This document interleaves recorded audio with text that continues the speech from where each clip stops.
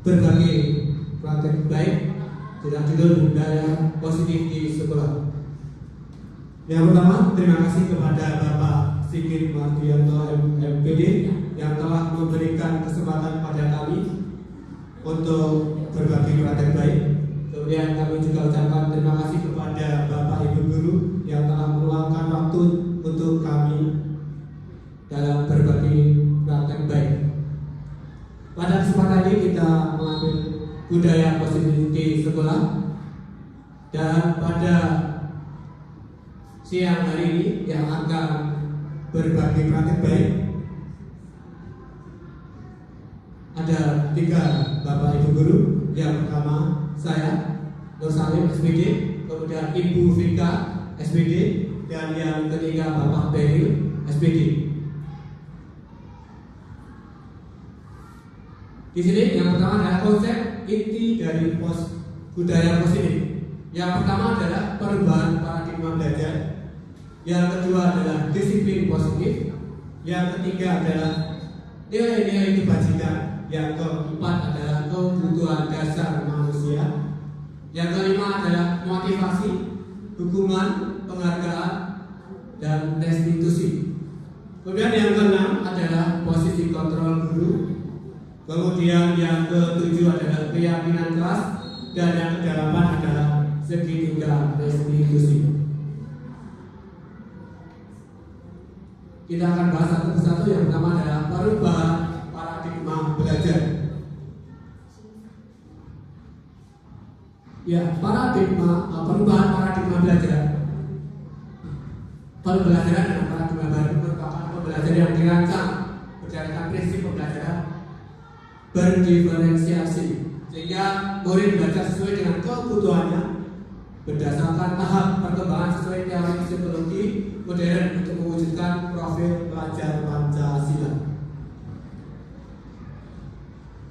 Dr. William Glasser dalam kontrol teori atau choice teori menuliskan beberapa konsepsi tentang makna kontrol sebagai awal perubahan dalam paradigma belajar yang selama ini kita yakini. Yang pertama, ilusi mengontrol murid.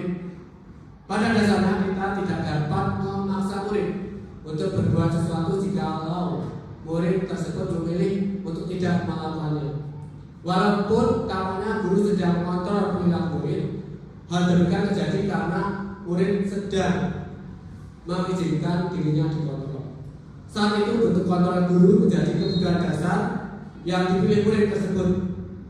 Teori kontrol menyatakan bahwa semua perilaku memiliki tujuan, bahkan terhadap perilaku yang tidak disukai. Yang kedua, ilusi bahwa semua penguatan positif efektif dan bermanfaat.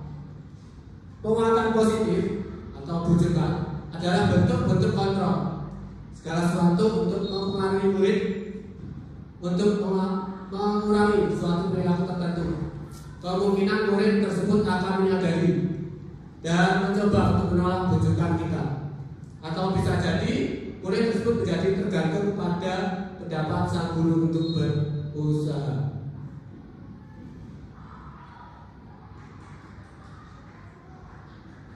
Yang ketiga adalah ilusi bahwa kritik dan membuat orang merasa bersalah dapat menguatkan karakter.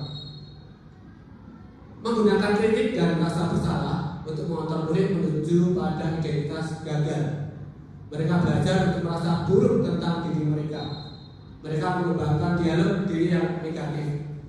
Kadang kalau sulit bagi guru untuk mengidentifikasi bahwa mereka sedang melakukan perilaku ini, karena seringkali guru cukup menggunakan suara yang halus untuk menyampaikan pesan negatif.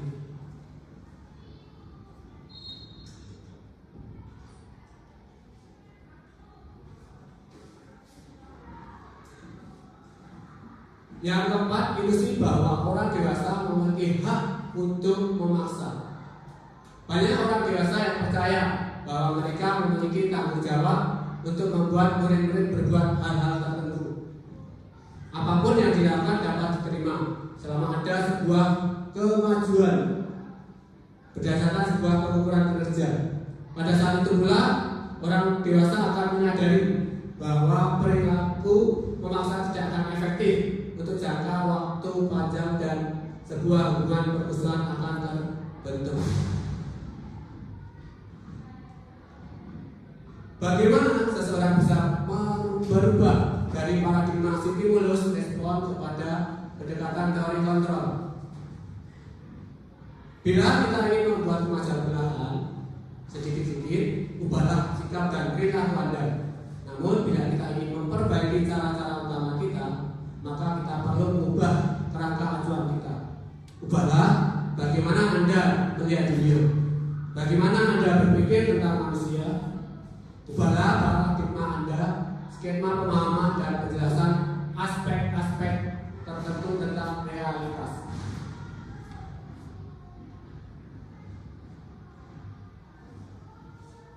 Mengubah paradigma stimulus respon ke pendekatan teori kontrol, itu ada stimulus respon dan teori kontrol.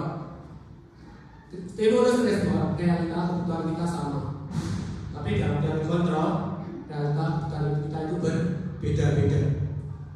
Semua orang punya data yang sama.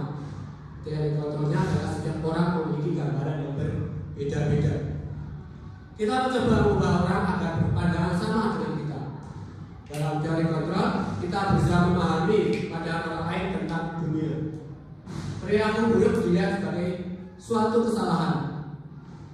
Dalam teori kontrol, semua perilaku memiliki tujuan. Orang lain bisa mengontrol saya. Teori kontrolnya adalah hanya Anda yang bisa mengontrol diri Anda. Saya bisa mengontrol orang lain. Dalam teori kontrol, Anda tidak bisa mengontrol orang lain. Pemaksaan ada pada saat bujukan gagal.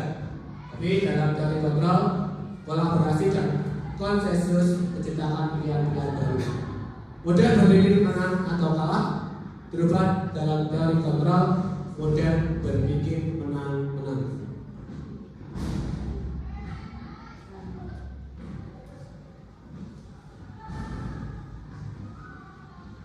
Ya, disiplin positif. Disiplin positif adalah suatu pendekatan untuk menerapkan disiplin dari dalam diri anak tanpa hukuman dan hadiah. Menciptakan murid yang memiliki disiplin diri sehingga mereka berperilaku mengacu pada nilai-nilai kebajikan universal dan memiliki motivasi intrinsik dalam perubahan perilaku ke arah yang lebih baik.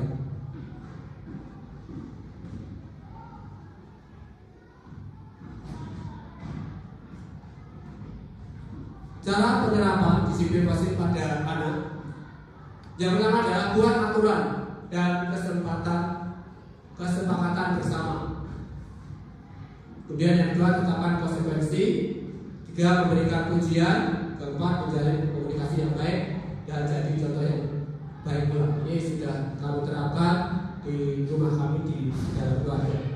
Jadi buat aturan, kesepakatan bersama saat kita makan bersama itu kami sudah berkumpul, kemudian membuat aturan, kesepakatan yang berlaku di rumah kami.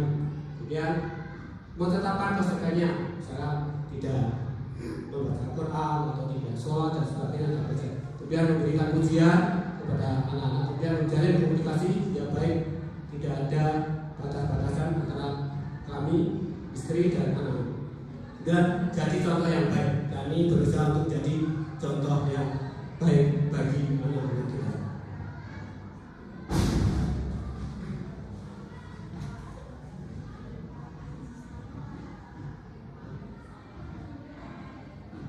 Ya, nilai-nilai kebajikan, nilai yang disepakati bersama lepas dari suku, bangsa, agama, bahasa maupun latar belakangnya.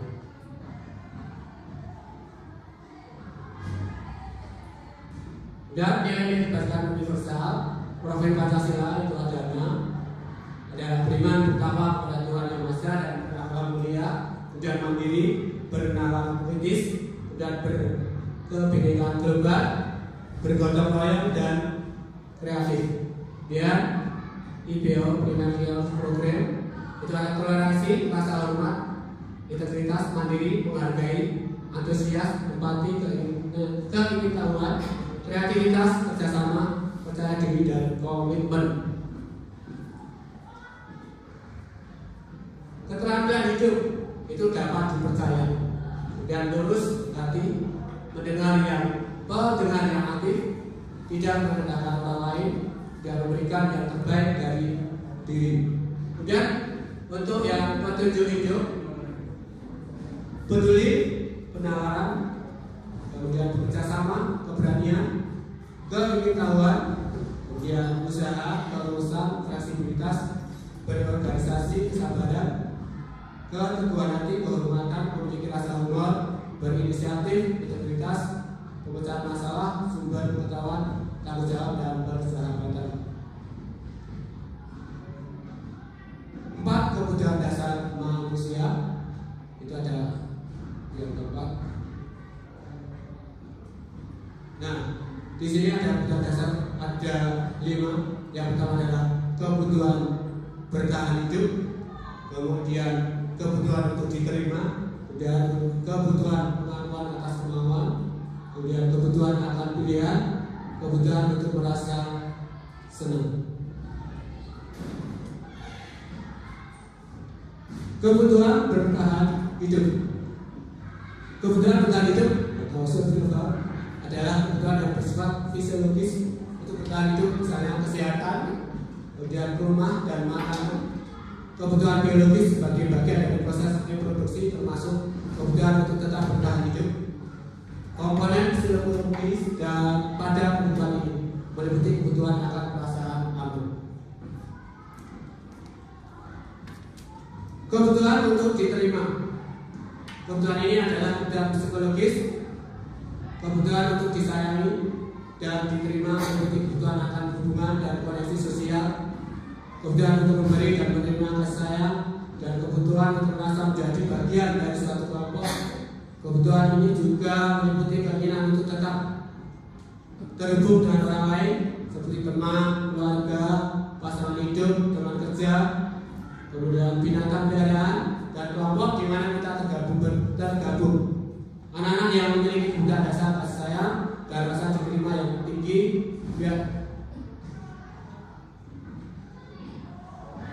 biasanya ingin disukai dan diterima oleh lingkungan. Mereka juga akrab dengan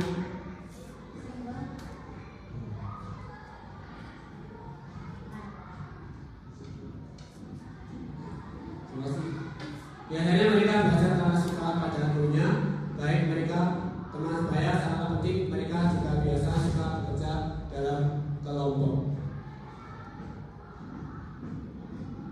Kebutuhan pengakuan atas kemampuan atau penguasaan. Kebutuhan ini berhubungan dengan kekuatan untuk mencapai sesuatu, menjadi kompeten, menjadi terampil, diakui atas prestasi dan keterampilan kita, didengarkan dan memiliki rasa harga diri. Kemudian ini meliputi keinginan untuk dianggap berharga, bisa membuat perbedaan, bisa membuat pencapaian, kompeten, diakui, dihormati. Ini meliputi self system. Dan keinginan untuk meninggalkan pengaruh.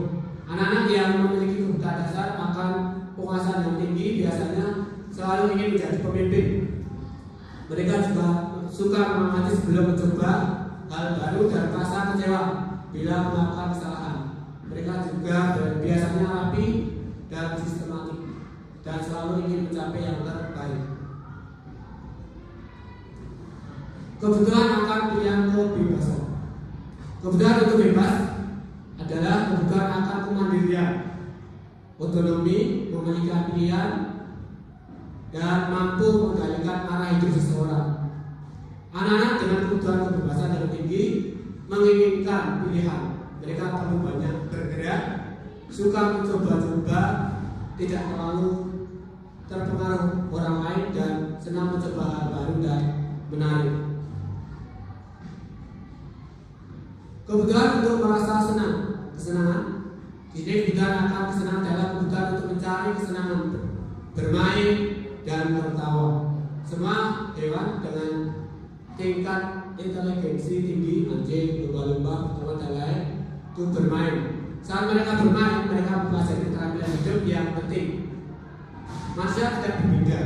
Anak-anak dengan kebutuhan dasar, kesenangan yang tinggi, biasanya ingin menikmati apa yang dilakukan. Mereka juga bisa berkonsentrasi tinggi saat mengerjakan hal yang disenangi. Mereka juga bermain dan suka mengoleksi barang, suka berburu, suka lucu dan juga mengemaskan. Bahkan saat mereka bertingkah buruk, mereka masih terlihat lucu.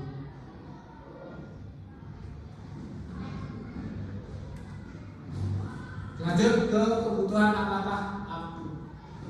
Aku senang main kejar-kejaran dengan ibu guru. Seru. Termasuk bukan apa? Senang. Iya. Ya, aku senang. Pernah nggak merasa situ? Aku senang main kejar-kejaran waktu SD. Waktu SD itu biasanya kayak gitu. Oh, masih sering. Ya, kejar-kejaran sama bu gurunya. Oh iya, sama saya juga. Iya, sering kejar-kejaran. Seru ya Pak ya? Seru. Next. Ibu guru bilang, aku tidak boleh bersenandung sewaktu mengerjakan tugas. Katanya kelas garis tengah tidak ada suara, kan nggak seru jadinya. Apa? Ya, coba ya, kebebasan. Coba kita simak. Ibu guru bilang, aku tidak boleh bersenandung waktu mengerjakan tugas. Maksudnya dia kan ini bersenandung. Ya, kebebasan kelas. Katanya kelas harus tenang, tidak ada suara, kan nggak seru jadinya. Ya, next, lanjut.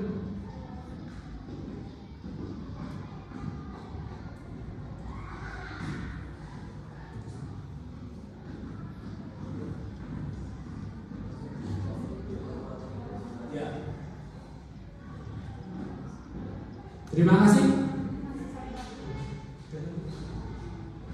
Oh ya, terlewat satu. Ibu, aku lapar sekali. Seharian ini aku belum makan. Kira kebutuhan apa? Ya, bertahan hidup. Ya, ibu, aku lapar sekali. Biasanya ya, kalau kita sudah enggak meminta, sudah langsung ambil sendiri. Ya, terima kasih. Gitu ya. Jadi ibu, aku lapar sekali. Seharian ini aku belum makan. Ya, jadi itu kita lihat contoh mudahnya.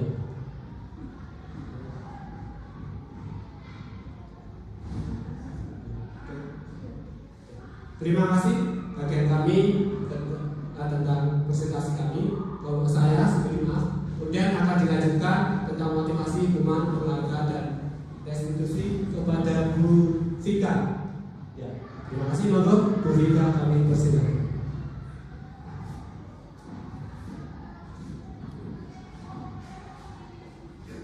Terima kasih atas waktu dan kesempatannya yang diberikan. Sebelumnya mari kita yel-yel terlebih dahulu.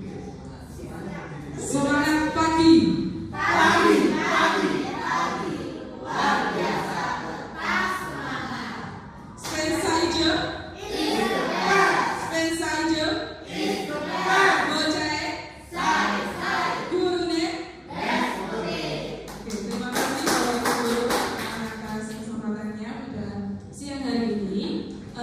Saya selaku CGP Angkatan 11 ingin berbagi praktik baik yang tadi sudah disampaikan oleh Pak Mursalim, akan dilanjutkan oleh saya terkait dengan motivasi, hukuman, penghargaan dan juga restitusi.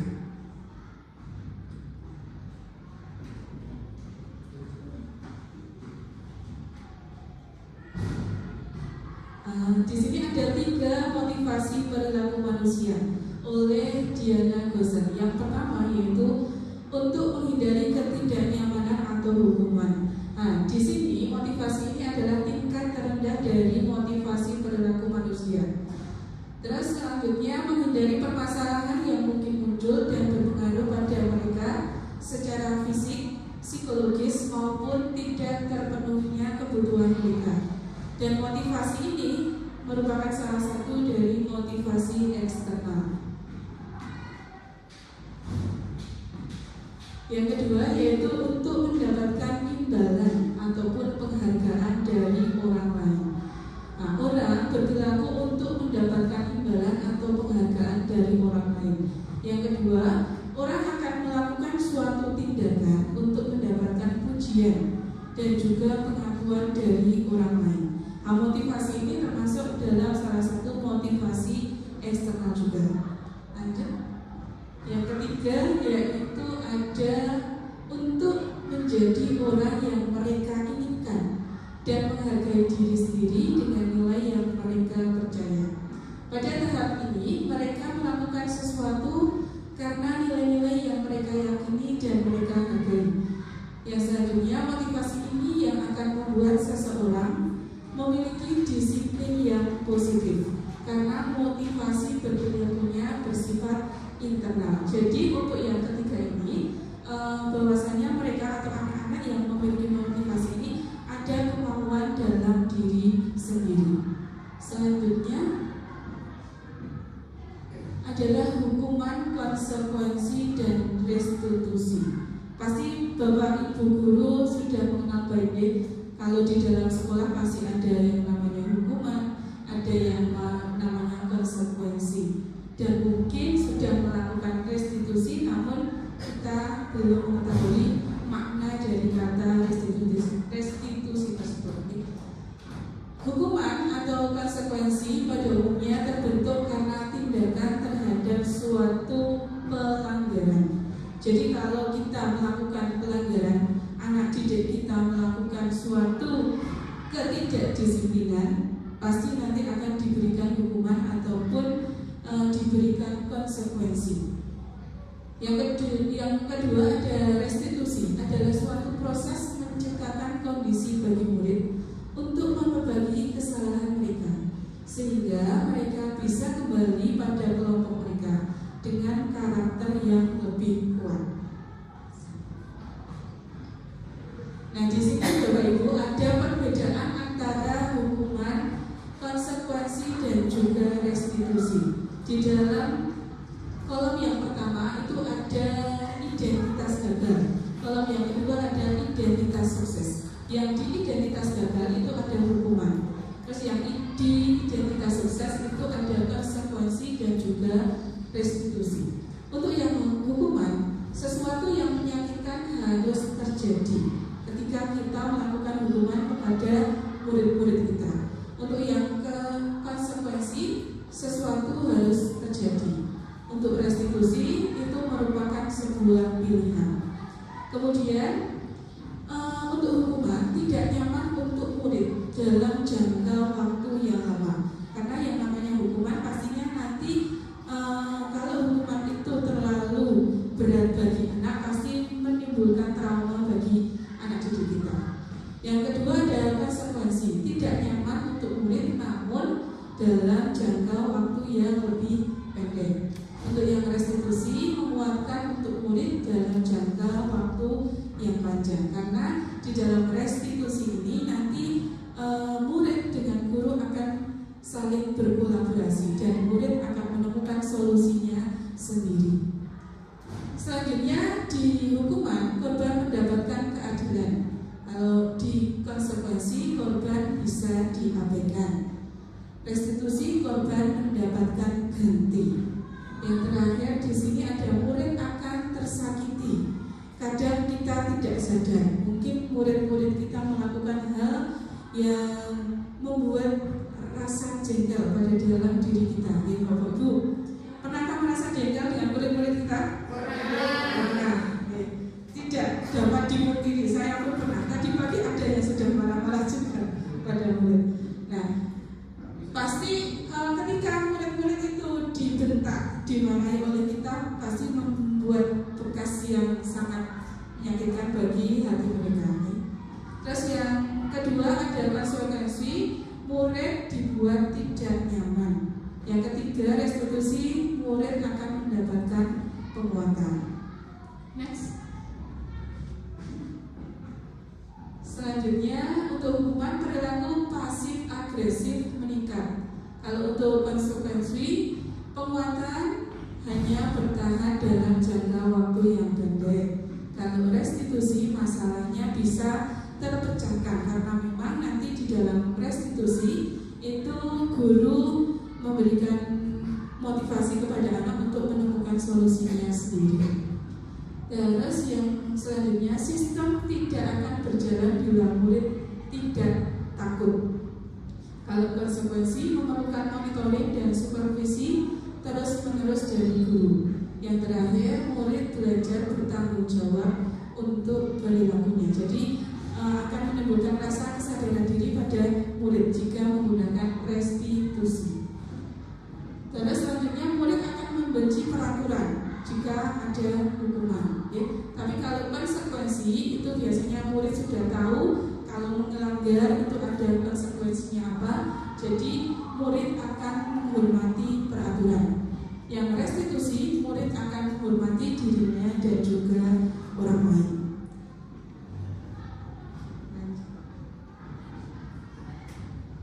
Untuk selanjutnya, perbedaan dari hukuman dampak pada murid merasa jadi marah-marah, jadi merasa bersalah, rendah diri, dan juga mengasingkan diri. Kadang anak kalau sudah dimarahi malah tambah marah sama kita, tambah mutung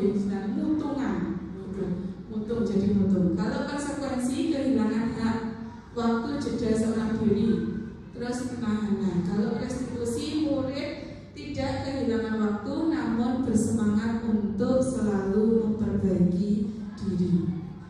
Terus untuk perbedaan yang selanjutnya, hukuman itu dibuat oleh guru. Kalau konsekuensi itu dibuat oleh guru dan juga dibuat oleh murid. Yang restitusi dibuat oleh murid sendiri. Jadi memang solusinya dari anak. Selanjutnya, kesimpulannya dari hukuman, konsekuensi, dan restitusi. Yang pertama, hukuman itu bersifat tidak terencana atau tiba-tiba. Kemudian hukuman bersifat satu arah dari pihak guru yang memberikan dan murid hanya menerima suatu hukuman tanpa melalui kesepakatan. Contohnya, semisal anak terlambat langsung disuruh lari keliling lapangan 10 kali. Itu berarti langsung dari gurunya tanpa murid itu mengetahui apa konsekuensinya ketika murid itu terlambat. Kesimpulan yang kedua yaitu konsekuensi sudah terencana atau sudah disepakati murid dan guru. Nah, ini biasanya di sekolah kita sudah melaksanakan nih Bapak Ibu. Di awal tahun pembelajaran pasti sudah diberi satu lembar peraturan sekolah yang mana lembaran itu nanti harus ditandatangani oleh murid dan juga orang tua. Yang selanjutnya, bentuk konsekuensi dibuat oleh pihak guru ataupun pihak sekolah. Yang ketiga, murid tetap dibuat tidak nyaman untuk jangka waktu yang pendek. Kemudian untuk yang restitusi, memberikan kesempatan murid untuk bertanggung jawab terhadap perilakunya. Yang kedua, restitusi dibuat oleh anak-anak atau dibuat oleh murid sendiri. Yang ketiga, menjadikan murid bersemangat untuk selalu memperbaiki diri.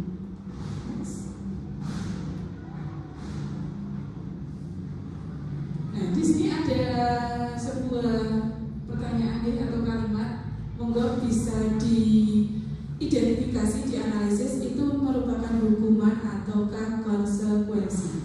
Mencatat 100 kali di dalam buku kalimat. Saya tidak akan terlambat lagi karena terlambat ke sekolah. Ini termasuk hukuman atau konsekuensi menurut Bapak Ibu? Oke, hukuman. Lanjutnya,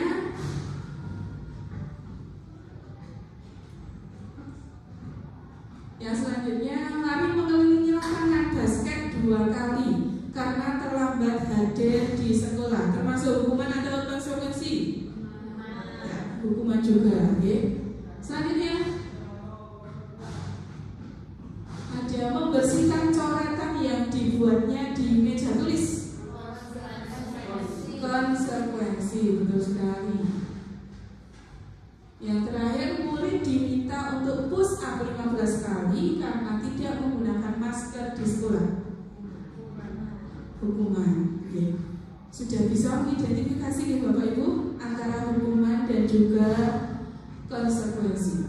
Nah, selanjutnya ada materi terkait dengan dihukum oleh penghargaan. Penghargaan tapi kok menghukum?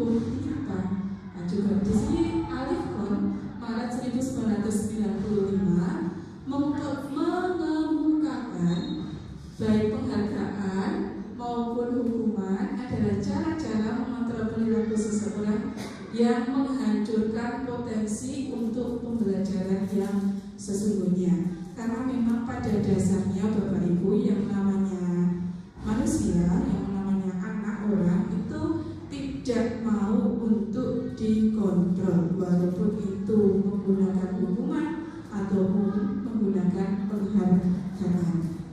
Nah, di sini ada pengaruh jangka pendek dan juga jangka panjang jika kita diberikan sebuah penghargaan.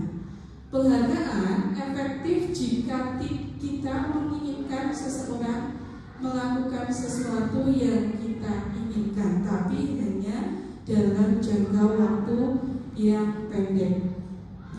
Jika kita menggunakan penghargaan lagi dan lagi, maka orang tersebut akan kehilangan motivasi dari diri mereka sendiri. Jadi mereka akan menunggu mendapatkan penghargaan baru mau melakukan suatu tindakan.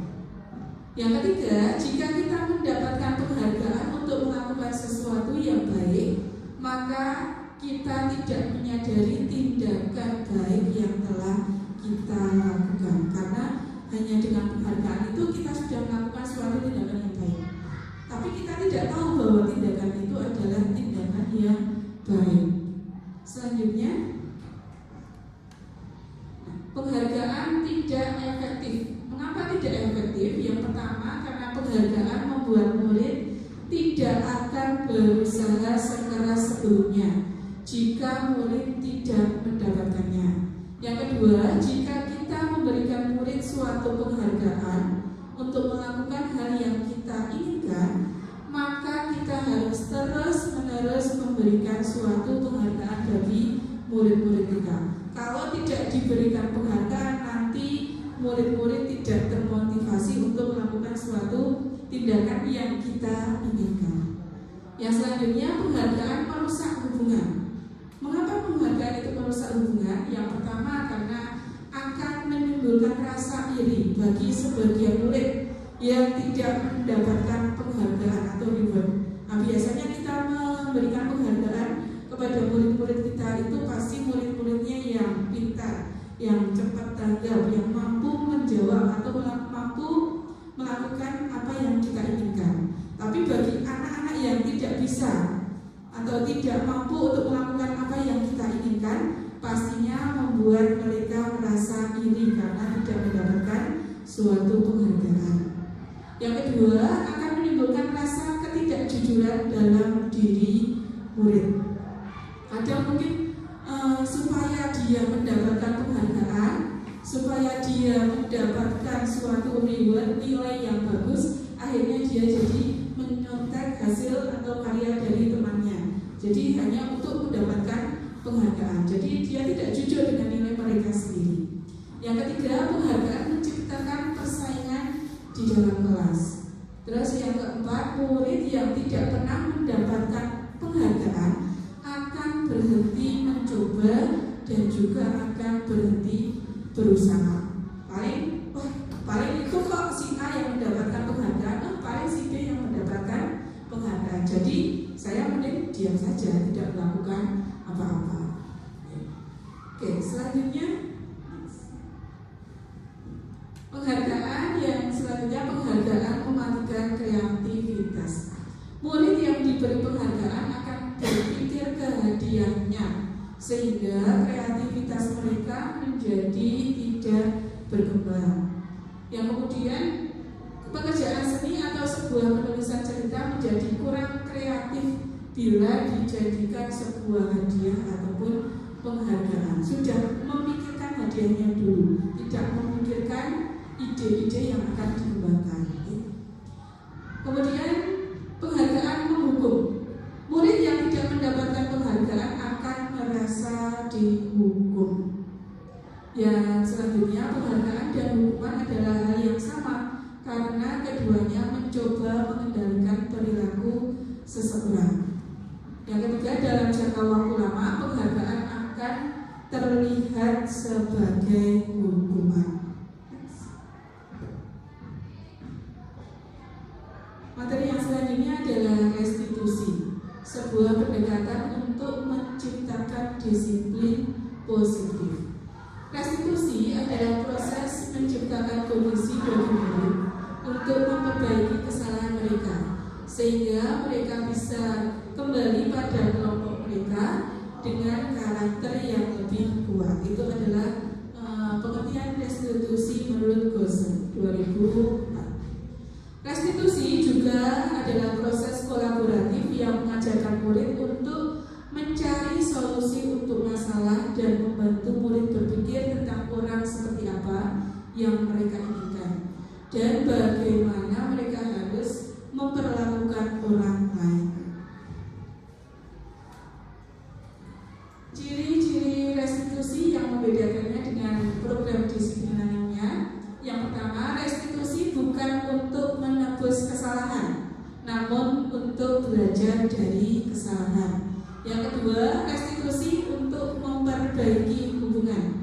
Yang ketiga, restitusi adalah tawaran, bukan paksaan, karena memang nanti guru menawarkan solusi-solusi yang baik bagi murid untuk selalu memperbaiki diri. Yang keempat, restitusi menuntut untuk melihat ke dalam diri.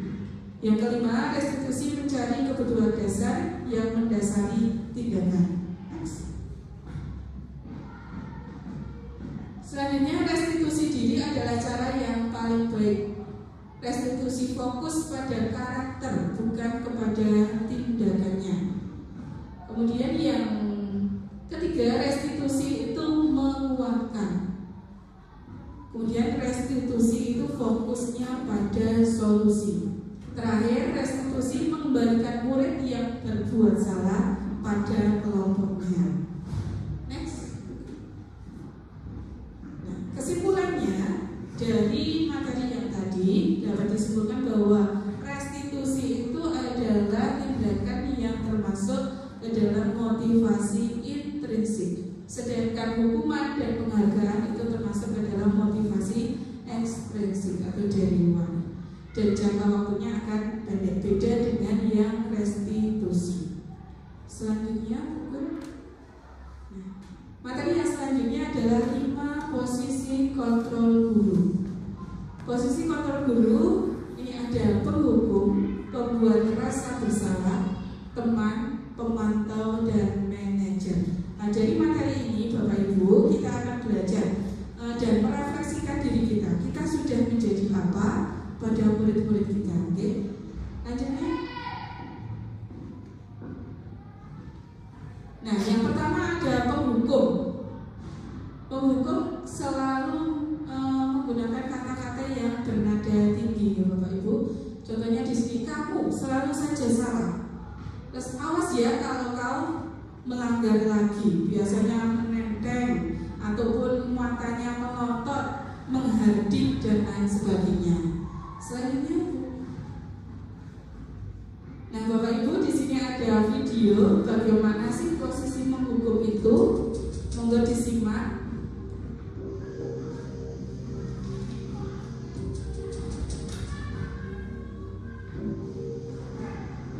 Naren, sini kamu. Nah seperti itu ya Bapak Ibu guru. Jadi ada anak yang terlambat langsung dipanggil dengan nada yang sangat tinggi.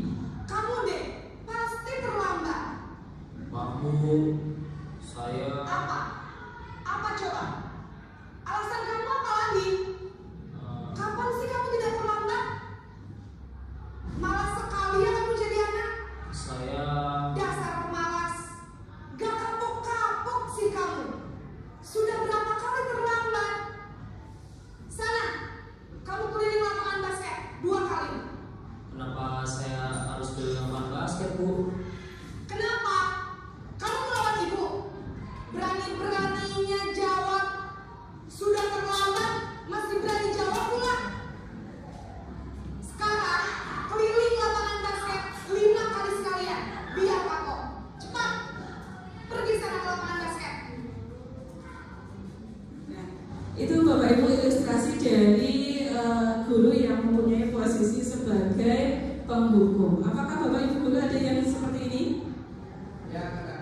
Ya, kadang-kadang sama. Saya juga seperti itu. Ya.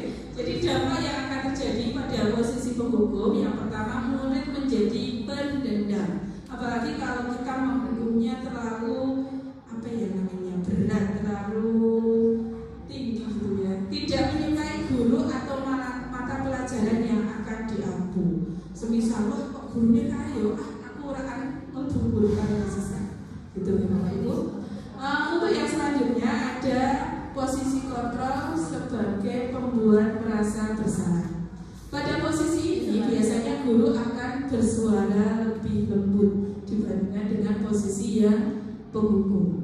Pembuat rasa bersalah akan menggunakan keheningan yang membuat orang lain merasa tidak nyaman, bersalah ataupun rendah diri. Kata-kata yang keluar dengan lembut seperti, "Ibu sangat kecewa sekali dengan kamu."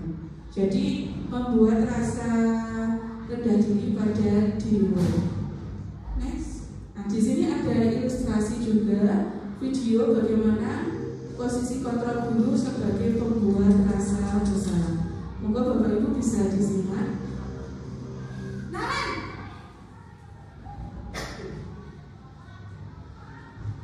Selamat pagi Bu.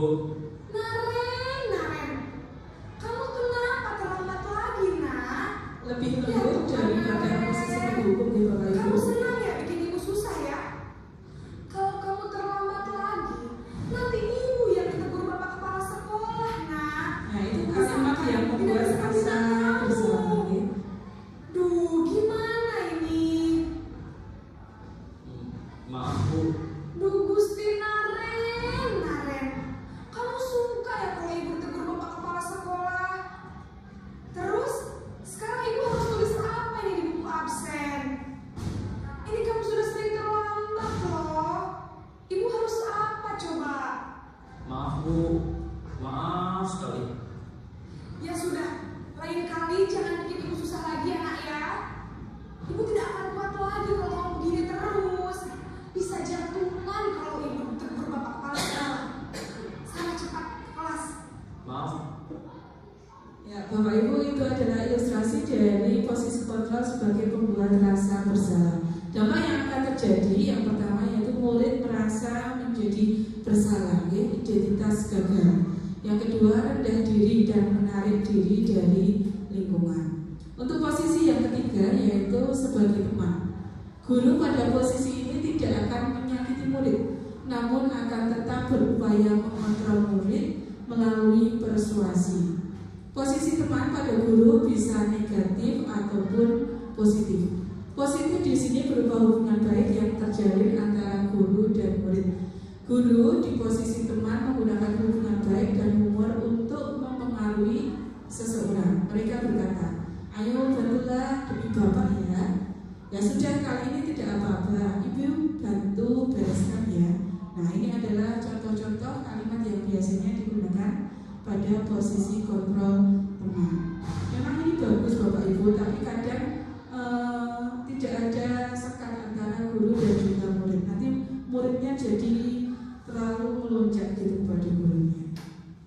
Di sini juga ada ilustrasi bagaimana posisi teman pada muridnya.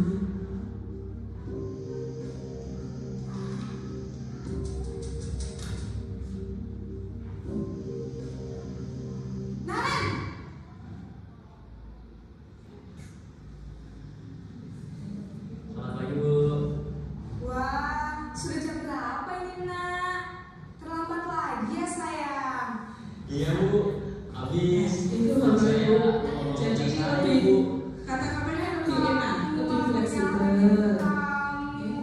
Anak juga tidak merasa tertekan kalau mendapatkan Iya Bu.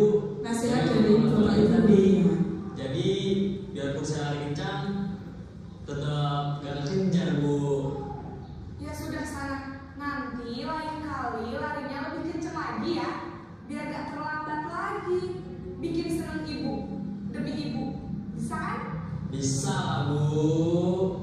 Ya sudah sana masuk kelas, ibu beresin urusan absen kamu. Kamu ini ada-ada saja. Baik Bapak Ibu, itu adalah ilustrasi dari posisi kontrol sebagai teman. Dampak yang terjadi pada posisi teman, murid akan bergantung pada satu orang. murid tidak mandiri dan tidak bisa berpikir untuk dirinya sendiri. Kalau posisi kontrol sebagai teman itu memang banyak sekali murid-murid yang suka, ada guru yang lebih care sama mereka. Selanjutnya ada posisi kontrol sebagai pemantau. Pemantau berarti mengawasi. Pada saat kita mengawasi, kita bertanggung jawab atas perilaku orang-orang yang kita awasi. Posisi pemantau berdasarkan pada peraturan-peraturan dan konsekuensi. Dengan menggunakan sanksi ataupun konsekuensi, kita dapat memisahkan hubungan pribadi kita dengan murid. Sebagai seseorang yang menjalankan posisi pemantau, pertanyaan yang diajukan seorang pemantau, contohnya adalah peraturannya apa yang telah kamu lakukan, dan sebagainya. Nah, ada pun ilustrasinya, monggo bisa disimak Bapak Ibu.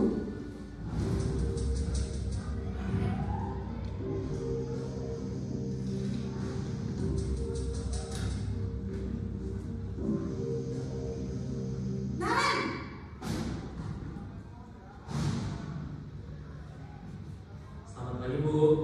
Naren, apa peraturan sekolah kita tentang jam berapa kita harus masuk sekolah, Nak? Kita harus di sekolah jam 7 Bu. Iya betul, sekarang sudah jam 7.20. Naren sudah tahu konsekuensinya jika terlambat hadir. Paham Bu, saya harus tinggal kelas pas jam istirahat selama 20 menit. Iya benar, konsekuensinya demikian. Jadi nanti jam 9.30 pas istirahat, kamu harus tinggal di kelas, kerjakan tugas tambahan untuk ketertinggalan kamu, ya? Baik Bu. Bapak Ibu, itu adalah ilustrasinya posisi kontrol sebagai pemantau. Menurut saya sendiri, kalau posisi kontrol sebagai pemantau itu lebih sakit ya. Mungkin dari Bu Ika yang sering melakukan sebagai posisi pemantau. Ada apa yang terjadi pada posisi pemantau? Murid akan menghitung konsekuensi dan hadiah tanpa memahami nilai kebajikan yang dituju. Yang selanjutnya tidak sepenuhnya menjadi mandiri. Untuk yang terakhir, ini ada posisi kontrol sebagai manajer. Posisi terakhir manajer ini posisi di mana guru berbuat sesuatu bersama dengan murid, mempersilahkan murid mempertanggungjawabkan perilakunya, mendukung murid agar dapat menemukan solusi atas permasalahannya sendiri. Seorang manajer telah memiliki keterampilan di posisi teman maupun sebagai pemantau, dan dengan demikian bisa jadi waktu-waktu tertentu kembali kepada kedua posisi tersebut bila diperlukan. Namun, bila kita menginginkan murid-murid kita menjadi manusia yang merdeka, mandiri, dan bertanggung jawab, maka kita perlu mengacu kepada restitusi yang dapat menjadikan murid kita seorang manajer bagi dirinya sendiri. Di manajer, murid diajak untuk menganalisis kebutuhan dirinya, namun maupun kebutuhan orang lain. Di sini penekanan bukan pada kemampuan membuat konsekuensi, namun dapat berkolaborasi dengan murid bagaimana memperbaiki kesalahan yang ada.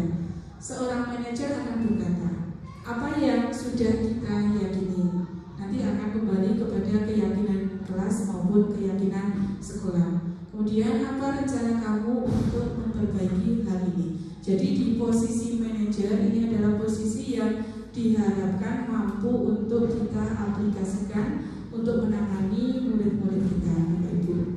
Nah, biasanya nanti menggunakan restitusi.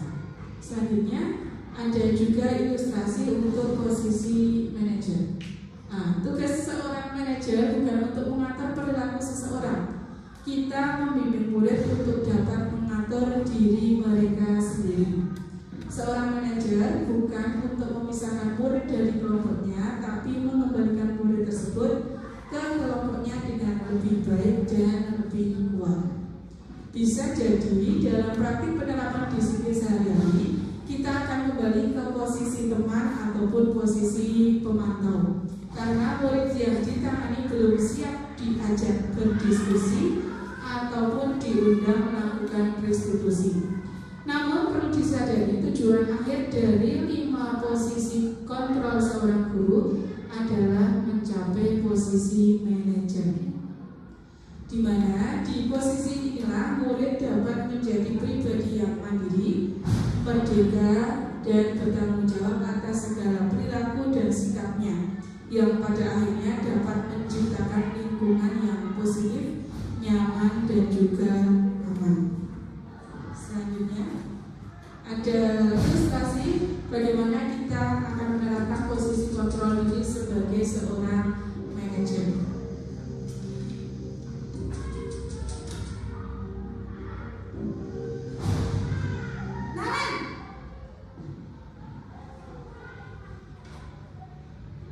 Selamat pagi Bu. Selamat pagi Naren. Maaf Bu, saya terlambat. Iya, sekolah masuknya jam 7, sekarang sudah jam 7.20. Jadi sekarang bagaimana ini Naren? Maaf Bu, saya lupa setel alarm saya semalam. Baiklah, menurut kamu, keyakinan sekolah yang mana yang perlu kamu tingkatkan?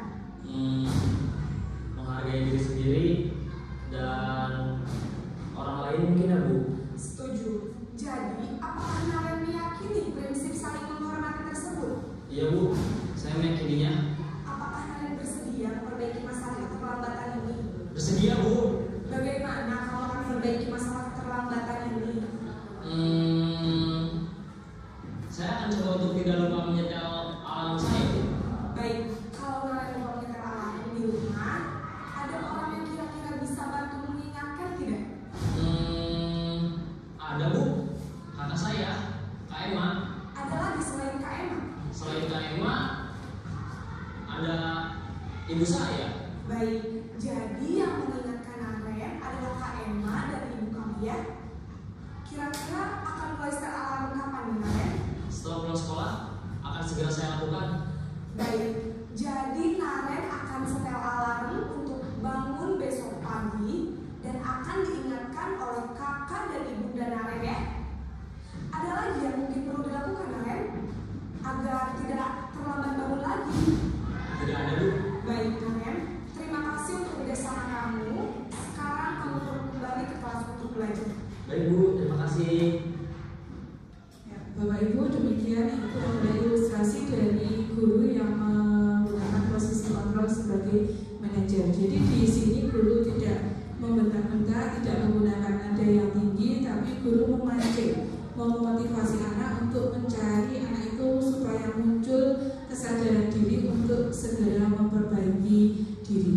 Ada apa yang terjadi pada posisi manajer? Yang pertama, murid menjadi mandiri, dan yang kedua, percaya diri dan dapat memecahkan masalahnya sendiri agar dapat memperbaiki dirinya sendiri.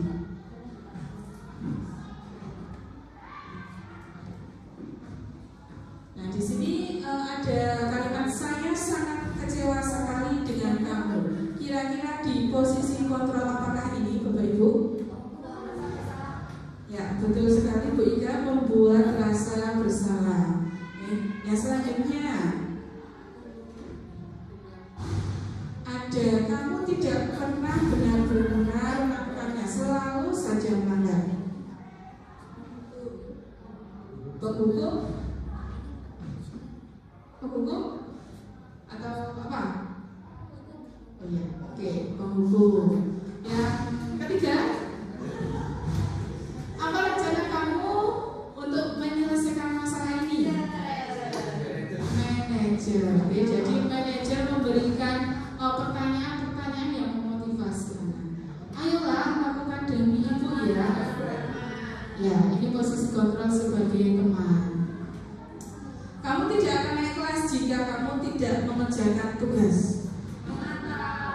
Memantau. Oke, berarti sudah paham semua nih Bapak Ibu. Nah, semoga nanti ke depannya kita bisa merefleksikan diri kita dan kita bisa memperbaiki diri kita supaya kita menjadi posisi kontrol yang diharapkan, yaitu posisi kontrol sebagai manajer. Mungkin materi selanjutnya akan dipaparkan, akan disampaikan oleh teman saya selanjutnya, yaitu Bapak Beril. Kepada Bapak Beril kami persilakan.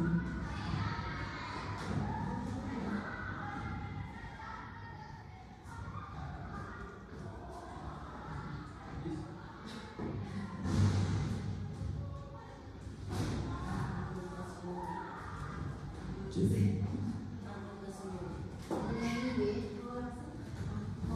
terima kasih atas kesempatan yang diberikan kepada saya.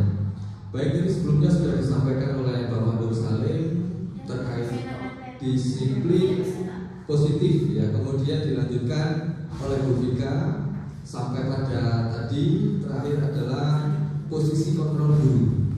Nah, ini adalah materi yang ketiga, adalah materi yang puncak. Jadi bagaimana kita mengimplementasikan dari rangkaian materi yang sudah tadi, kemudian kita akan jadikan sebuah kesepakatan kelas atau keyakinan kelas, begitu ya.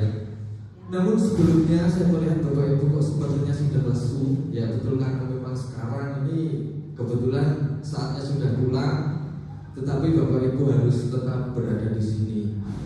Nah, saya juga mengucapkan sekali lagi terima kasih atas waktu yang diberikan, juga pikiran, tenaga yang sudah menghadiri dalam kegiatan kali ini, yaitu diseminasi calon guru penggerak angkatan 11. Mungkin akan kita awali dengan ice breaking dulu Bapak Ibu agar lebih semangat ya.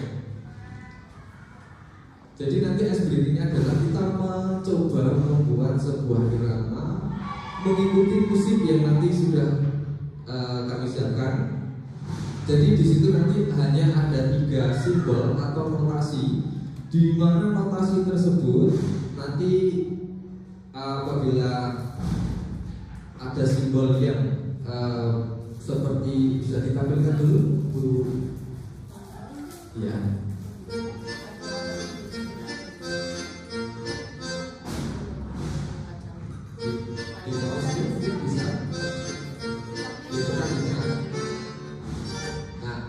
Ini nanti ada 3 simbol, atau kalau di dalam musik ini namanya notasi. Jadi nanti kita akan mencoba menirukan notasi tersebut tetapi dengan tepuk ya. Yang pertama itu nanti ada notasi yang berbentuk seperti itu berarti 1 kali ya. Kemudian yang kedua di situ ada bentuk atau simbol seperti itu, artinya silencio, itu artinya diam ya. Kemudian yang ketiga, kemudian yang ketiga ada simbol seperti itu yang artinya berarti 2 tepuk ya. Jadi dalam satu ketukan itu nanti bernilai 2 ketuk. Contohnya untuk yang pertama.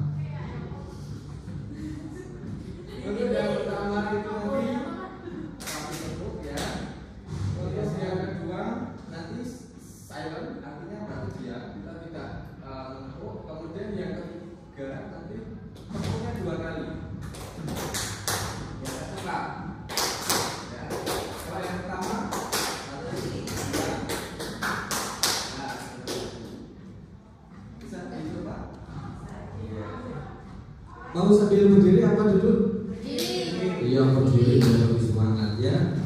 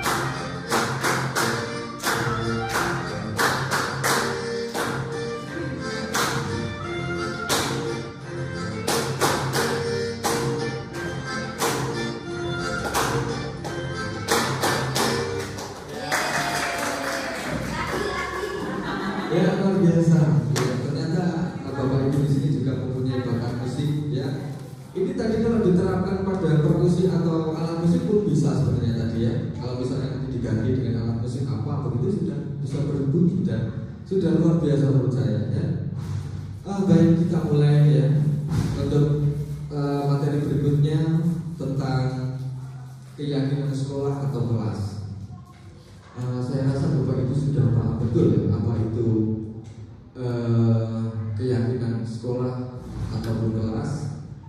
Namun sebelumnya mungkin ya ada beberapa Bapak Ibu yang masih asing ya dengan keyakinan. Keyakinan itu kan berarti sesuatu yang diyakini. Artinya keyakinan itu tidak bisa dibuat oleh hanya satu arah saja. Artinya harus melalui serangkaian diskusi ataupun kesepakatan ya. Nah, next. Keyakinan sekolah atau kelas merupakan nilai-nilai kebajikan universal yang disepakati secara tersirat dan tersurat, lepas dari latar belakang suku, negara, bahasa maupun agama, merupakan pengertian dari keyakinan sekolah atau kelas. Jadi dalam pembuatan keyakinan kelas ataupun sekolah itu tentu kita harus betul-betul memperhatikan nilai-nilai kebajikannya sebelumnya tadi sudah disampaikan di awal. Next. Nah ini kita mencoba ya menganalisa ada dua kalimat di situ, peraturan atau keyakinan. Jadi yang pertama, mengapa kita memiliki peraturan tentang penggunaan helm pada saat mengendarai kendaraan roda 2 atau motor? Kalau saya pribadi ya, karena saya juga ya sama seperti umumnya, maka jawaban saya pasti akan karena takut ditilang oleh polisi. Nah ini berarti kaitannya masih dalam peraturan. Tetapi kalau kita nanti sudah mengarah pada keselamatan, maka itu akan menjadi sebuah keyakinan. Nah saya rasa bahwa itu sudah mulai paham ya. Kemudian yang kedua, mengapa kita memiliki peraturan tentang menggunakan masker dan mencuci tangan setiap saat? Di sini jelas ya, kita meyakini bahwa menjaga kesehatan itu penting, maka penggunaan masker itu akan lebih baik digunakan. Kalau peraturan sekedar dulu waktu COVID itu kan pernah ya, jadi seakan-akan kita dipaksa gitu menggunakan masker. Nah, tetapi setelah dan waktu itu banyak sekali yang istilahnya membantah ya, kenapa masker buat apa gitu ya. Tetapi sebenarnya betul-betul itu untuk menjaga kesehatan dan keselamatan kita, dan tentunya juga keselamatan orang lain. Ketika kita terpapar, kita tidak menggunakan masker, ya kita akan menularkan juga penyakit kepada orang lain. Jadi keyakinan itu ternyata dampaknya bukan hanya pada diri kita saja, tetapi juga dampaknya bagi orang lain. Next. Nah, lalu bagaimana cara merumuskan keyakinan kelas ataupun sekolah? Yang pertama, kita harus bertanya kepada murid tentang harapan di kelas. Apa sih harapan di kelas? Menginginkan kelas yang seperti apa? Kan begitu. Kemudian yang kedua, membuat pertanyaan tentang pernyataan-pernyataan positif. Kemudian yang ketiga, jadikan keyakinan konsisten dan mudah diingat. Jadi tidak perlu membuat keyakinan itu terlalu panjang lebar, karena kalau bahasanya terlalu, kalimatnya terlalu panjang, orang juga enggak mau membaca. Next.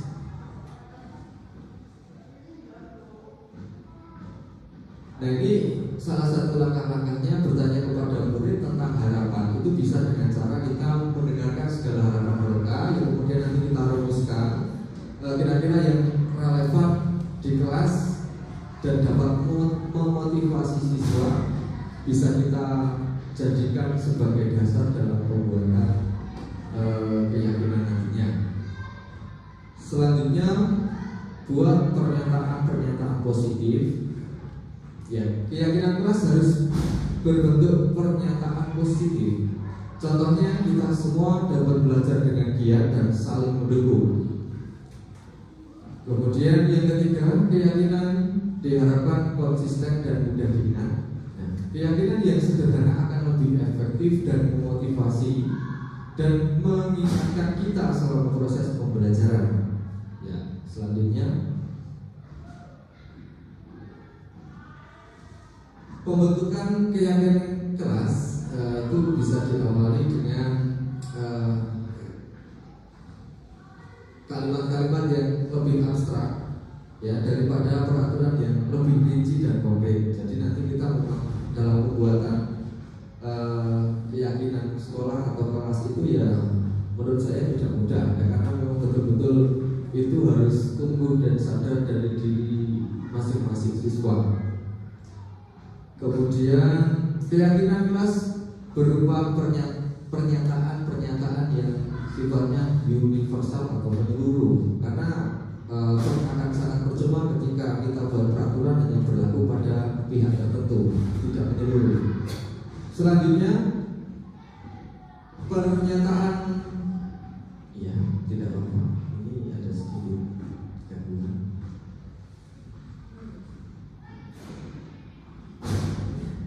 Iya, nggak apa-apa. Ya memang seperti itu. Pernyataan keyakinan kelas senantiasa dibuat dengan bentuk positif ya, agar terkesan lebih enak dibaca dan mudah diterima. Kemudian keyakinan kelas hendaknya tidak terlalu banyak sehingga mudah diingat dan dipahami oleh seluruh warga kelas. Keyakinan kelas sebaiknya sesuatu yang dapat diterapkan di lingkungan tersebut. Kemudian semua warga kelas hendaknya ikut berkontribusi dalam pembuatan keyakinan kelas lewat kegiatan curah pendapat. Jadi setelah kita membuat keyakinan kelas itu bukan hanya berhenti di situ saja, tetapi kita di situ ada istilah untuk pendalaman.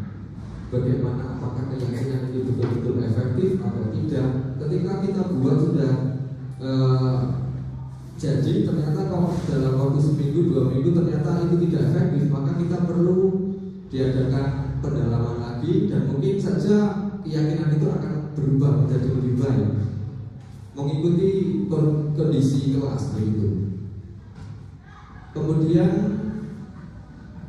semua warga hendaknya ikut berkontribusi dalam pembuatan ini, yang jelas semua harus berkontribusi. Kemudian bersedia meninjau kembali keyakinan kelas dari waktu ke waktu, jadi terus secara kontinu. Apabila perlu diadakan perubahan ya harus dirubah, begitu ya. Lanjut. Nah, tahapan dalam menciptakan program kebajikan, artinya dalam kita membuat keyakinan itu kan tidak hanya sekedar istilahnya slogan semata, tetapi kita betul-betul memperhatikan ada nilai atau tidak di dalam situ. Ada nilai kebajikan tidak, kalau tidak kan cuma gitu ya. Nah, yang pertama kita harus melihat daftar kebajikan yang telah disusun bersama. Kemudian tentukan nilai-nilai kebajikan yang ingin dijadikan perhatian utama di sekolah. Kemudian yang ketiga, sempurnakan beberapa daftar nilai-nilai kebajikan yang utama. Dan yang keempat, buatlah poster atau muat di sosial media keyakinan sekolah atau kelas tersebut ya, agar lebih efektif ya dan mudah dibaca. Nah, ini sebaiknya dalam pembuatan keyakinan kelas ini dibuat semenarik mungkin, karena kalau tidak menarik itu apa? Kan gitu, percuma. Nah, ini akan lebih baik ketika dibuat poster ataupun media-media yang lebih menarik. Karena kalau tidak, nanti jangan-jangan anak juga malas atau tidak mau membaca. Lanjut.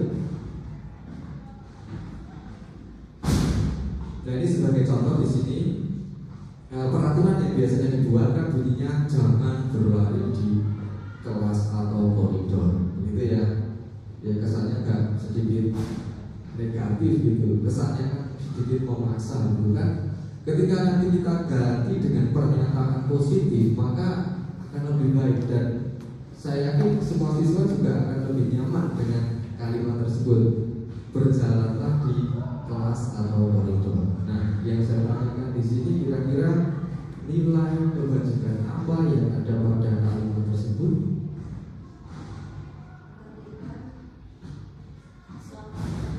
Keselamatan, takwa, tanggung jawab, empati.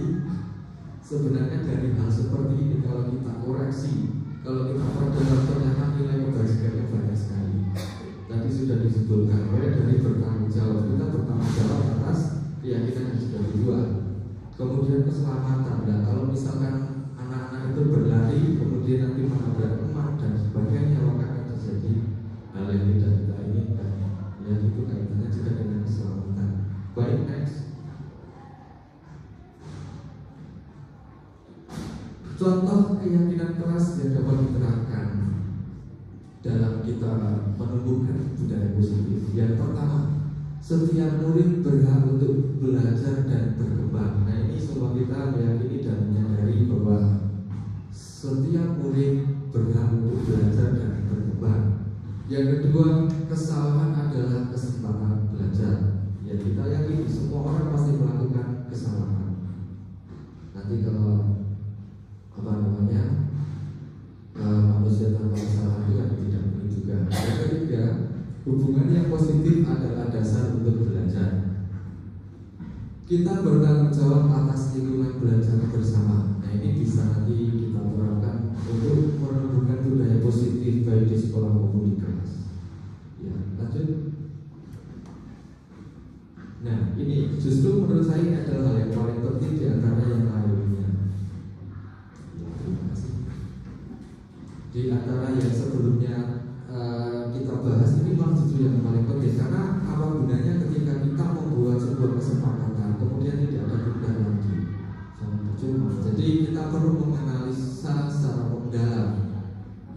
Jadi apabila kita sudah membuat keyakinan kelas, kita harus selalu istilahnya meninjau kembali dari waktu ke waktu.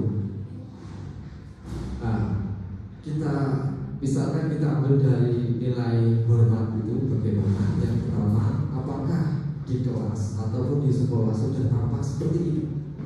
Kita lihat, apakah siswa sudah datang tepat waktu atau sebaliknya? Menyapa teman dan guru setiap hari atau sebaliknya? Tak acuh kepada teman dan guru. Nah, kemudian apakah sudah mulai tampak mengembalikan barang teman yang telah dipinjam dan mengucapkan terima kasih? Nah, atau malah sebaliknya? Ini kita selalu tinjau secara berulang-ulang dari waktu ke waktu. Kita bisa menggunakan tabel T, ya.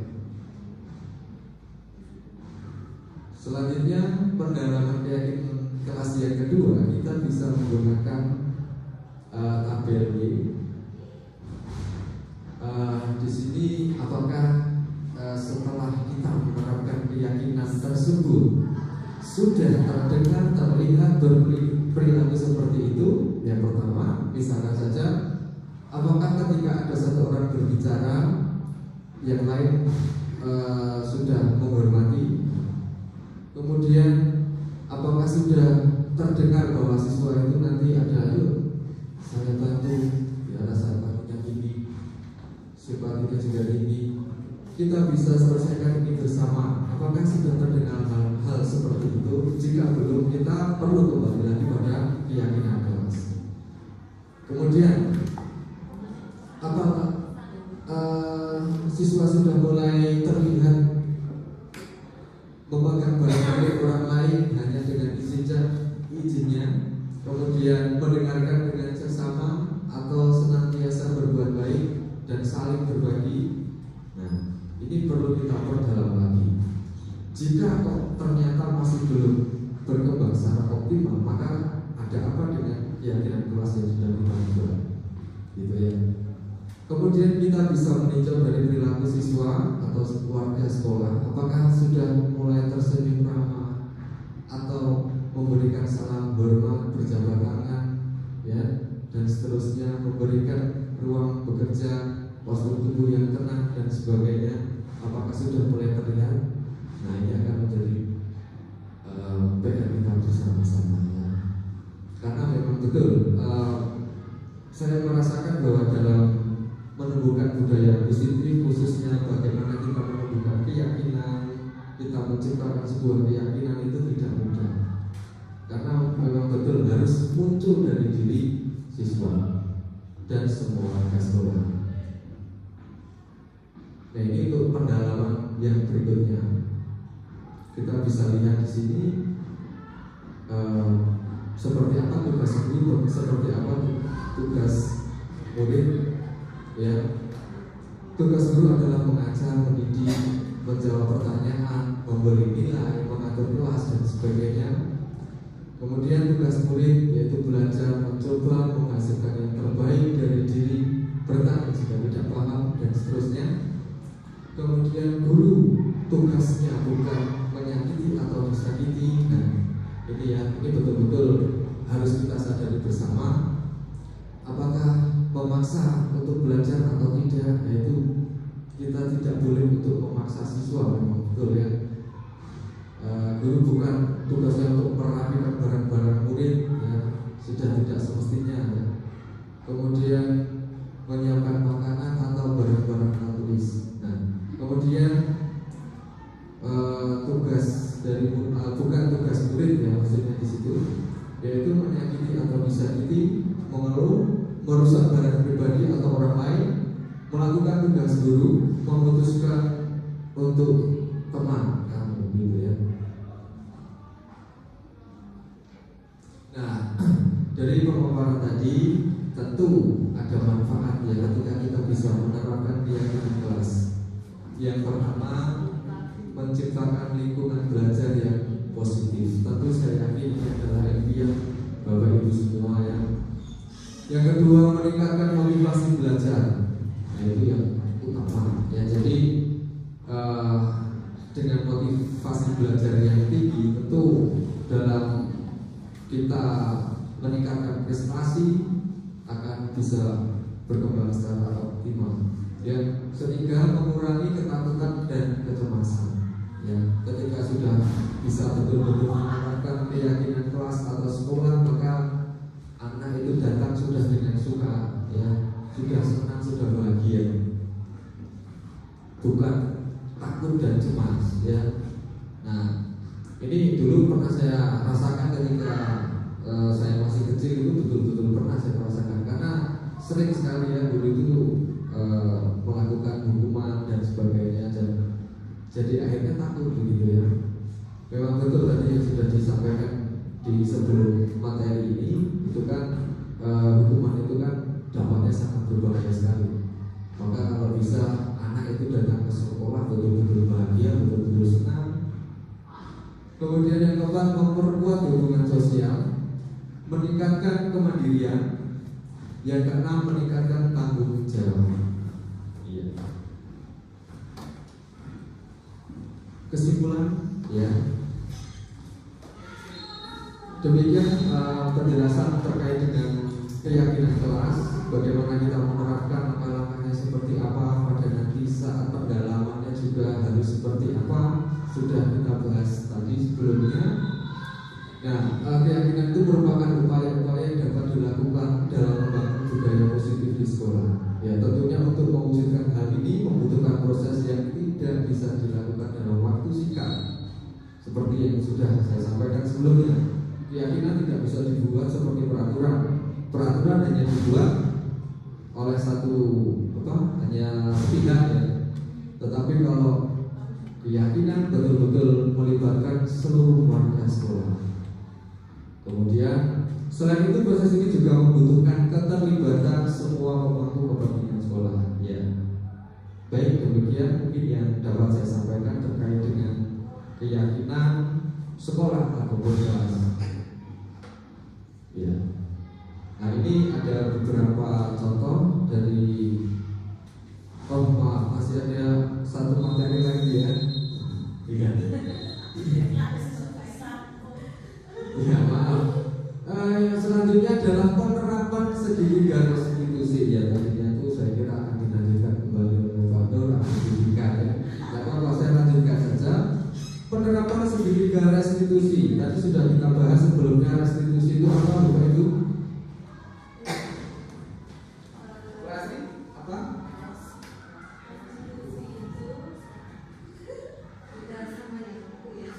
Beda restitusi adalah proses menciptakan kondisi baru untuk memperbaiki kesalahan mereka. Ya. Sehingga mereka bisa kembali pada kelompok mereka dengan karakter yang lebih kuat. Nah, ini tugas dari restitusi ini ya kita. Jadi bagaimana kita bisa mengajarkan murid kita atau anak-anak kita, tetapi itu dari dalam diri mereka masing-masing. Nah, ini saya yakin tidak mudah juga ya. Tapi nanti ketika kita berusaha, kita terus-menerus, saya yakin juga bisa. Semua juga akan saya yakin punya impian seperti itu. Langkah-langkah segitiga restitusi yang pertama adalah menstabilkan identitas. Ya. Kemudian yang kedua validasi tindakan yang salah.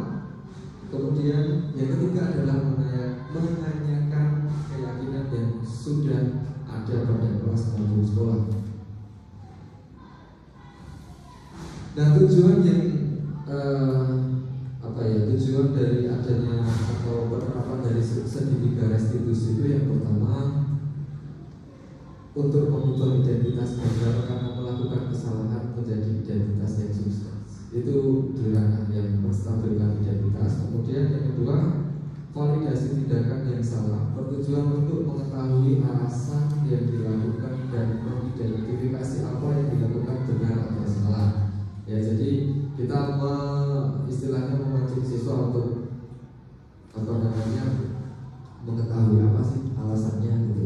Terkadang kan kita masih tidak mau tahu ya, kenapa kamu terlambat, pokoknya kamu begini gitu ya. Jadi ini kita lebih ke sifatnya fleksibel, kita dengarkan anak dulu penjelasannya. Ya, ini juga nanti kita kaitkan juga dengan kebutuhan siswa. Ya, siswa itu mempunyai kebutuhan yang berbeda-beda dan macam-macam begitu. Dan sebenarnya guru pun juga begitu ya. Yang ketiga menanyakan keyakinan bertujuan untuk menguatkan keyakinan yang diyakini yang menjadi motivasi intrinsiknya ya, dari dalam dirinya sendiri gitu ya. Segitiga restitusi tadi diawali dari menstabilkan identitas. Ya, kita bisa dengan membuat pertanyaan atau dengan pernyataan ya. Kamu bukan satu-satunya yang pernah melakukan hal ini ya. Atau bisa juga setiap orang pasti pernah melakukan kesalahan, karena manusia itu tempatnya salah kayak gitu. Kemudian yang kedua validasi kebutuhan. Ya, jadi kita bisa dengan kita mendengarkan penjelasan dari murid atau siswa tersebut. Kamu tentunya punya alasan mengapa melakukan ini. Kita dengarkan ya, sampai anak tersebut betul-betul menjelaskan secara detail. Kemudian yang kedua, adakah cara yang lebih efektif untuk mendapatkan apa yang kamu butuhkan? Bisa dengan pertanyaan seperti itu. Kemudian yang ketiga, yaitu menanyakan keyakinan. Nilai-nilai apa yang telah disepakati atau yang telah kita sepakati. Kemudian bisa juga dengan kamu ingin menjadi orang yang seperti apa sih? Bisa juga dengan kalimat seperti itu.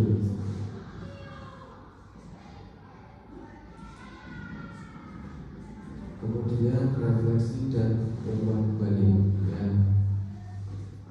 Namun sebelumnya mungkin ada yang mau memberi tanggapan ataupun pertanyaan terkait dengan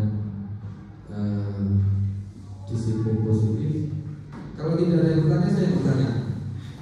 Ya, jadi begini, saya akan bertanya kepada kita sudah menerapkan disiplin positif. Kita sudah menerapkan segitiga restitusi, ya. Tetapi bagaimana ketika itu kok terus selalu diulang-ulang terus pada satu anak yang sama, dan itu anak tersebut tidak mau atau nggak tahu, nggak berubah sama sekali. Lalu apa yang sebaiknya kita lakukan? Ya. Bu Ika atau Bu BK? Menjawab tadi pertanyaan dari Pak Ferry, seharusnya saya yang bertanya Pak. Jadi ada kasus ketika anak itu sudah diberikan pendekatan restitusi, kenapa masih melakukan kesalahan yang sama? Kira-kira apakah tahapan-tahapan dari restitusi itu sudah dilalui dengan baik Pak Ferry? Sepertinya sudah, karena sudah beberapa kali ya. Jadi anak itu sudah dan selalu saja melakukan hal itu sudah berulang kali.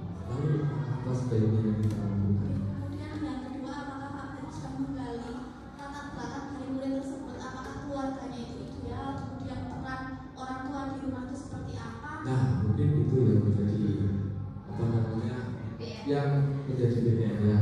Karena memang lalu harus bagaimana lagi gitu kan? Kadang saya sering menghadapi anak itu, ini kok masih seperti ini saja dan kayak nggak ada kapoknya gitu loh, dan malah kayak ini kok seneng saya diganggu gitu ya. Berarti itu kita harus iya, berarti mungkin anak tersebut apa membutuhkan kebutuhannya belum tercukupi. Ya, mungkin kebutuhan dasar tadi ya, kelima itu. Mungkin orang tua di rumah juga belum betul-betul menjalankan perannya seharusnya sebagai orang tua itu bagaimana, seperti itu Pak Ferry dari saya. Terima kasih. Ya, luar biasa dari kita. Ya, beri pertanyaan yang jangan tanggung ya. Selanjutnya mungkin Bu Eri mau menambahkan terkait tadi masalah tadi itu kita sudah berulang-ulang melakukan restitusi dan semua tahap sudah dilalui. Ya mungkin ada hal yang ternyata lalai mungkin ya. Ya, terima kasih. Halo. Terima kasih atas waktu yang diberikan. Menyambung dari tadi apa yang pendapat yang sudah disampaikan oleh Bu Ika memang betul sekali ya. Jadi dari menerapkan restitusi itu tidak hanya dilakukan dari pihak guru, ternyata pihak orang tua juga harus saling mendukung. Tentunya kita harus membuat komunikasi yang baik antara berbagai pihak nih. Jadi biar restitusi yang kita harapkan itu tidak hanya berhasil di satu anak saja seperti itu. Nah, dari tadi yang disampaikan oleh Pak Ferry itu memang kebutuhan dasar si anak itu belum terpenuhi secara maksimal. Jadi kita memang tugas sebagai guru itu sangat banyak ya, tidak hanya mengajar di kelas tapi lebih ke mendidik yang terkait dengan sikap-sikap dan sebagainya. Itu saja mungkin dari saya tambahannya. Ya, terima kasih Bu Eri. Yang boleh kita beri tepuk tangan. Terima kasih Bu Eri, luar biasa. Bu Ika juga luar biasa yang telah tadi memberikan jawaban dari pertanyaan atas kebingungan saya tadi ya. Karena memang saya pernah melakukan hal itu. Ya. Mungkin ada yang mau menambahkan lagi? Cukup? Oh ya, nah ini salah satu. Ya, ini saya sudah mencoba menerapkan segitiga restitusi, ya kan? Kita coba. Ya, ini kan. Nah, ini ya.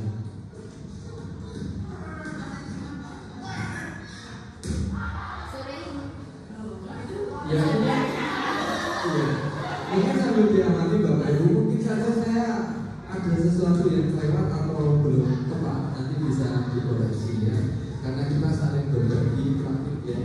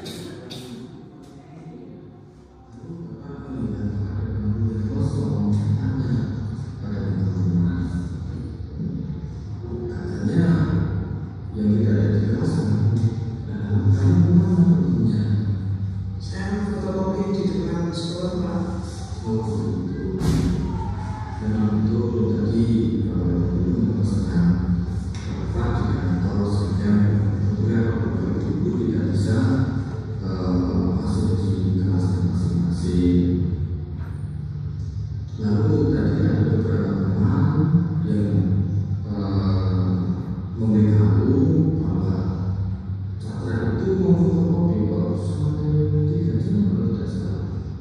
Betul begitu? Tidak Pak,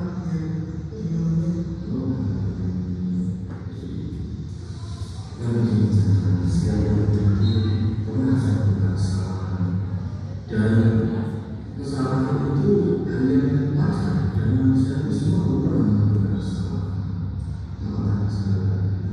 Apakah itu untuk saja? tidak hanya untuk belajar Pak, saya mengaku sebenarnya saya tidak hanya untuk belajar, namun saya suka bermain PS. Masih belum bermain PS. Suka. Apakah itu hal yang benar dilakukan? Setelah saya sudah melanggar aturan dan membuat bakat menjadi cemas, dan saya juga bisa dihapus untuk jika saya ketahuan lulus. Baik, Chandra, kalau sudah mendengarkan sedikit penjelasan dari kamu,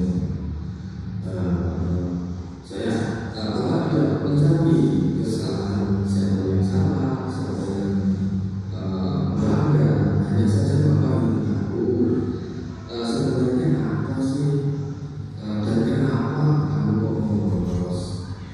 Jadi saya bosan Pak di kelas dengan masikan tugas dari Bapak Ibu guru. Lalu ternyata ada tugas untuk memfotokopi tipe IPA dari sendiri di depan sekolah. Terus saya memanfaatkan waktu tersebut untuk berjalan-jalan dan bermain PS. Jadi intinya setelah mengetahui ya bahwa kamu betul bersedia itu dari pertama, maksudnya kamu bosan tidak muncul di kelas, kamu memanfaatkan hal tersebut untuk bermain PS. Apakah kamu melakukan hal tersebut lagi? Tidak Pak, saya tidak akan melakukannya lagi. Saya akan masuk tugas di dalam kelas sampai jam 10. Bagus ya. Mudah-mudahan untuk kali ini kamu betul-betul sadar akan kesalahan kamu. Tadi kan memang betul ya Bapak Ibu guru sudah apa. Lalu apa yang sebaiknya akan kamu lakukan untuk depannya jika Bapak Ibu guru akan melakukan kembali? Mengerjakan tugas di dalam kelas sampai jam 10 Pak, dan itu di kelas. Baik, Chandra, Bapak yakin kamu kedepannya akan melakukan hal yang lebih baik lagi, dan mudah-mudahan atas kesalahan Chandra untuk hari ini tidak berulang lagi untuk kedepannya, dan menjadi pelajaran untuk Chandra, begitu juga untuk Bapak, dan tentunya yang paling utama adalah mendapatkan pelajaran yang bermanfaat. Begitu saja untuk kedepannya Bapak berharap besar untuk tidak melakukan hal tersebut kembali. Ya Pak, terima kasih.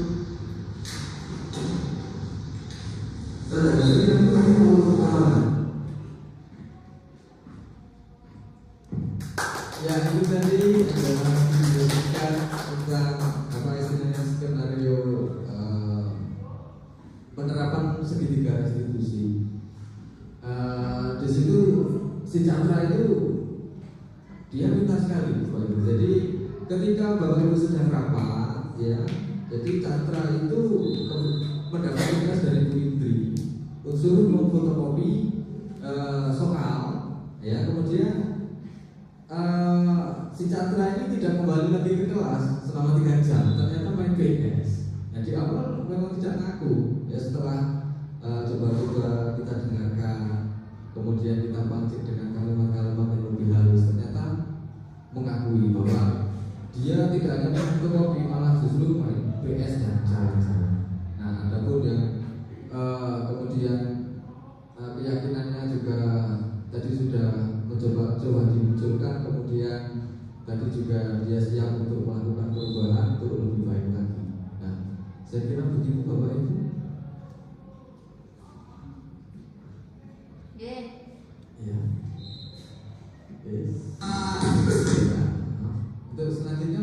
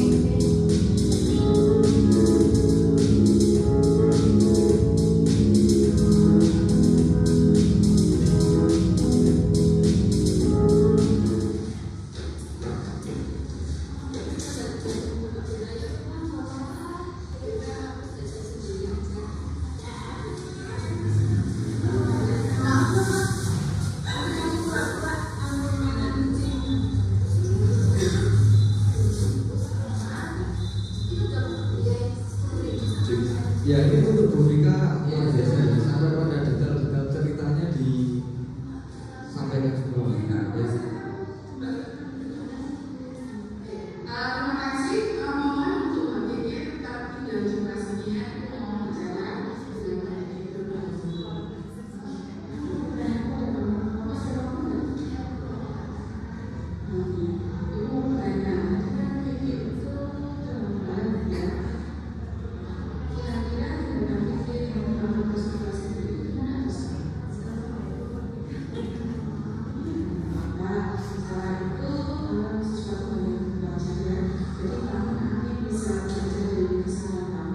untuk memperbaiki diri kamu di kedepannya. Nah, mau tanya lagi, kamu masih punya alasan kenapa kamu bisa masuk depresi? Kamu kan bisa beli jajannya di atas sekolah. Ya, tadi saya ada sekolah, tapi di sana banyak anak-anak. Ketika saya mau beli makanan, ternyata habis dulu. Oh iya, jadi kamu pulang sekolah untuk jajannya. Padahal kan kamu sudah tahu bahwa pulang sekolah pada saat jam pembelajaran itu tidak boleh. Gitu ya? Nah, itu mau tanya lagi. Kira-kira keyakinan apa yang dibahas kita yang sudah kita sepakatkan? Kita sudah sepakat bahwa kita harus saling menghargai, Iya, betul, betul. bercanda dengan sopan, santun, dan dengan apapun. Berarti apa yang perlu kamu tunjukkan dari depresi? Menurut saya belum datang waktu ketika kamu rasanya ketika Oke. Nah, dari apa tindakan yang kamu lakukan untuk menunjukkan keyakinan rasa? saya akan bekerja dengan saya akan melakukan makanan. Oh baik, kalau begitu itu adalah solusi yang sangat bagus sekali. Oke, kita semoga kedamaian kamu bisa memperbaikinya dan tidak terulang lagi ketika masuk ke kelas tiga. Terima kasih atas perhatiannya. Sekali lagi saya mohon maaf Bu. Ya, apa? Selamat hari pulang. Terima kasih.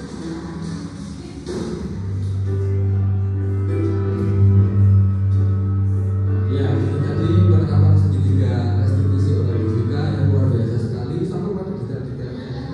Nah ini juga refleksinya atau kembali dari siswa yang Saya senang sekali Bersama. berdiskusi dengan mereka. Dengan diskusi ini, saya menjadi paham akan keyakinan keras yang kami buat harus dilakukan dengan baik. Wassalamualaikum warahmatullahi wabarakatuh. ya, tentunya dari Bu Vika. Terus kemudian nilai apa yang bisa kita ambil dari peristiwa ini? Iya, disiplin. Ya, dan apa?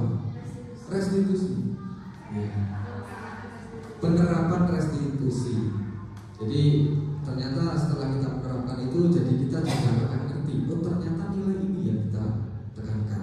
Seperti tadi di awal saya menekankan pada kedisiplinan, tanggung jawab dan kejujuran. Itulah yang utama ya. Ya, selanjutnya penerapan segi tiga restitusi oleh Bapak Nur Salim ya. Nah,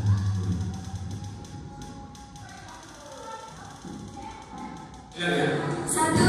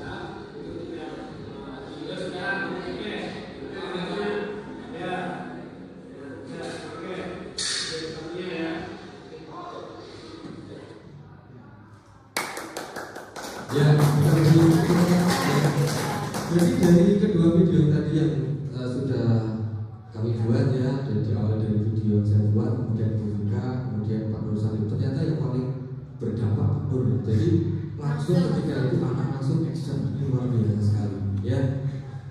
Baik, selanjutnya oh ini sudah, ini tinggal kita nanti bersama-sama mencoba untuk menyusun ya. Selamat pagi, satu.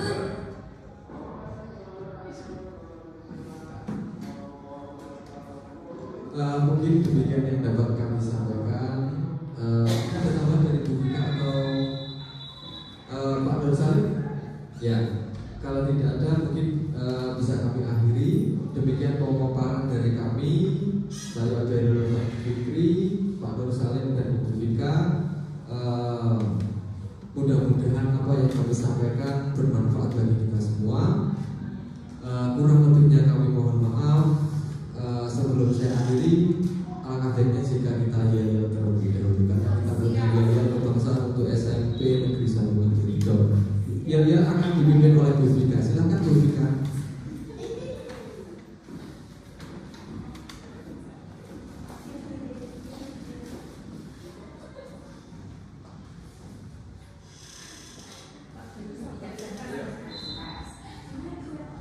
Yuk, ya, silakan Bu Vika. Semangat pagi. Pagi, luar biasa, tetap semangat. Sketsa hijau. Is the best, Sketsa hijau. is the best. Bocahe. Sai, Gurune. let's okay. Terima kasih atas pemaparan sampai sebenarnya. Mohon maaf apabila Pak. Alhamdulillah banyak guyonan masalahnya ya, karena saya memang banyak guyon tadi. Saya mohon maaf yang sebesar-besarnya, tetapi setidaknya kita bisa mengambil manfaat dari apa yang kami sampaikan. Ya, sekali lagi terima kasih. Kami akhiri. Wassalamualaikum